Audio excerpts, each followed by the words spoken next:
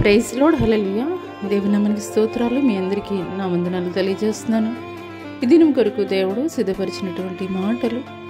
ప్రియ సహోదరి సహోదరుడా, అనేక మంది ఈ రోజుల్లో యేసుని నమ్మినటువంటి వారు అనుకునేది ఒకటే: మేము గంటల తరబడి దేవుని సన్నిధిలో ప్రార్థన చేస్తున్నాము, రోజుల తరబడి ఉపవాసం ఉండి ప్రార్థన చేస్తున్నాము, లేదా ఘనమైనటువంటి కానుకలు సమర్పిస్తున్నాము.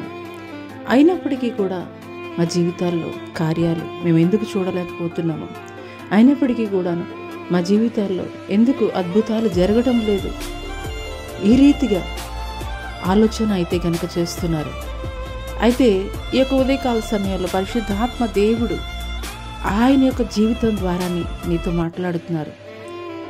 యేసుక్రీస్తు ప్రభుల వారు ఈ భూమి మీదకి వచ్చింది కడు బీదరాలైనటువంటి ఒక స్త్రీ గర్భమున ఆయన జన్మించాడు. ఆయన యొక్క బోధ 3.5 సంవత్సరాలు మాత్రమే. ఆయన చేసినటువంటి అద్భుతాలు కూడాను 5 చేపలు 2 చిన్న రొట్టెలు 5,000 మంది భుజించగలిగేటువంటి గొప్ప శక్తిని, ప్రభావాన్ని చూపించారు. ఆయన సమాధిలో పెట్టబడింది కూడాను 3 దినములు.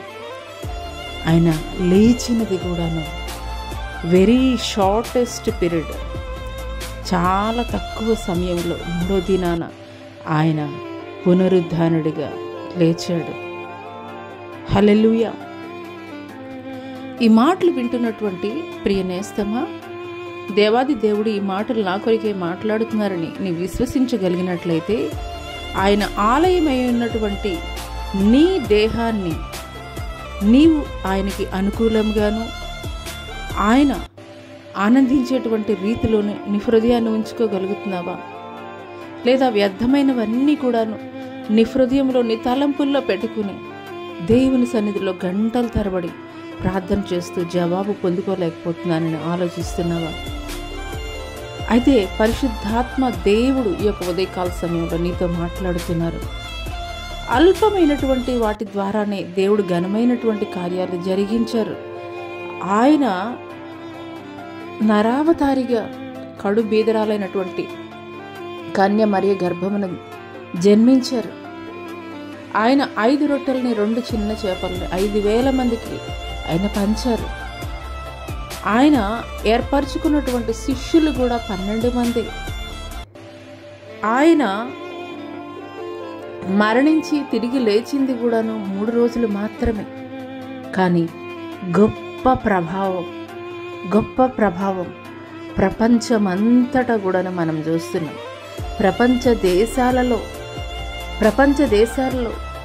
90% మంది, 90% దేశాలు యేసుక్రీస్తు ప్రభువుని వెంబడించేటువంటి దేశాలుగా ఉన్నాయంటే ఎంతగానో అతిశయోక్తని చెప్పవచ్చు. ఎందుకనుకనంటే ఆయన ఏర్పరచుకున్నటువంటి శిష్యులు కూడా 12 మంది. కానీ ప్రభావము ప్రపంచం నలుమూలలకి వ్యాపించింది.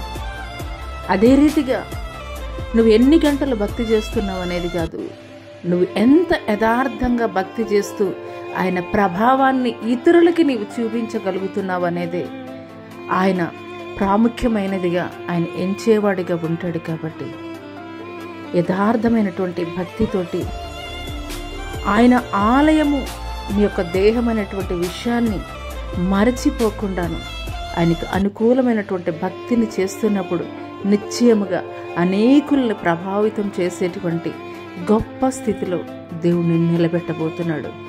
అట్టి కృప దేవుడు నీకు దయచేయునుగాక. ఆమేన్.